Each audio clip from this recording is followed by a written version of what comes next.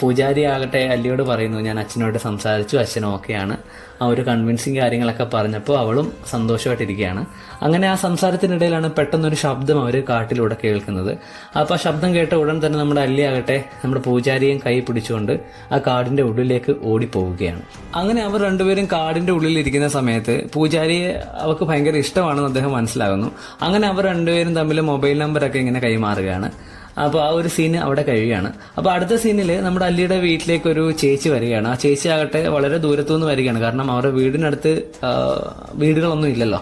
അപ്പോൾ അതുകൊണ്ട് തന്നെ കുറച്ച് ദൂരത്തുനിന്ന് ഒരു അയൽവാസിയെ പോലെ അവർ കുറച്ച് സാധനങ്ങളൊക്കെ ആയിട്ട് നമ്മുടെ അല്ലിയുടെ അച്ഛന്റെ വീട്ടിലേക്ക് വരികയാണ്. അപ്പോൾ സ്ത്രീ ആകട്ടെ നമ്മുടെ അല്ലിയുടെ അച്ഛനോട് ചോദിക്കുകയാണ് കല്യാണ കാര്യങ്ങളൊക്കെ എവിടെ വരെ ആയെന്ന്. അപ്പോൾ അച്ഛൻ ചോദിക്കുന്നു, ഇത്ര പെട്ടെന്ന് തന്നെ മാധവൻ എല്ലാവരോടും പറഞ്ഞോ?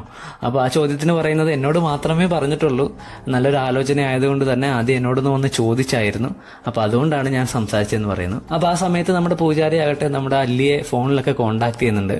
പക്ഷെ അച്ഛനുള്ളത് കൊണ്ട് തന്നെ അവൾക്ക് കോൾ എടുക്കാൻ സാധിക്കുന്നില്ല, റോങ് നമ്പർ ആണെന്നൊക്കെ പറഞ്ഞ് അവൾ അത് റിജക്ട് ചെയ്ത് വിടുകയാണ്. അപ്പൊ പെട്ടെന്ന് അവളുടെ ഒരു കൂട്ടുകാരി ഫോണിലേക്ക് വിളിക്കുകയാണ്. അപ്പൊ കൂട്ടുകാരി പറയുന്നു, നാട്ടിലേക്ക് വരുമ്പോൾ നിന്റെ വീട്ടിൽ കുറച്ച് നാൾ ഞാൻ വന്ന് നിൽക്കാം. അപ്പം അവളും അതിന് സമ്മതമൊക്കെ മൂളുകയാണ്.